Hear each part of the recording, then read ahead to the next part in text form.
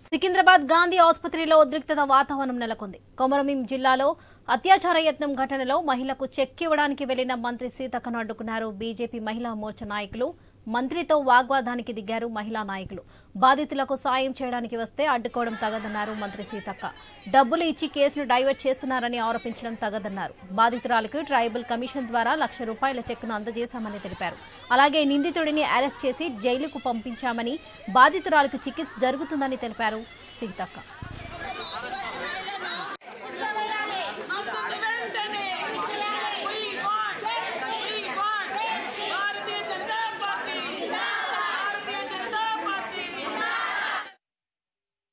తారీఖు నాడు మరి అత్యాచార యత్నము లేదా అత్యాచారం జరిగిందని కూడా కొంతమంది చెప్పినటువంటి ఏదైతే జైనూర్ ఘటన, ఆసిఫాబాద్ కొమరంభీం జిల్లాలోని ఆదివాసీ మహిళపై జరిగినటువంటి దాడి, అత్యాచార యత్నము సంబంధించినటువంటి ఘటన రకరకాలుగా ప్రచారంతో అక్కడున్నటువంటి ఆదివాసీలు మరి ఆందోళనలో కొంత చాలా పెద్ద ఎత్తున ఇతరుల యొక్క షాపులు అవన్నీ కూడా ధ్వంసం చేయడం జరిగింది.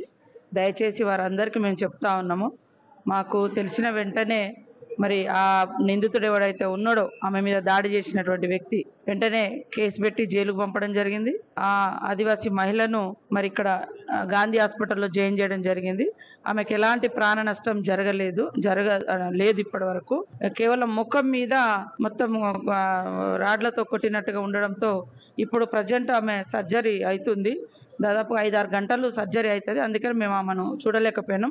నిన్న నేను వచ్చి వెంటనే మరి అందరు డాక్టర్లతో మాట్లాడి వెంటనే ఆమెకు సర్జరీ కూడా చేయాలని చెప్పడం జరిగింది. దాంతో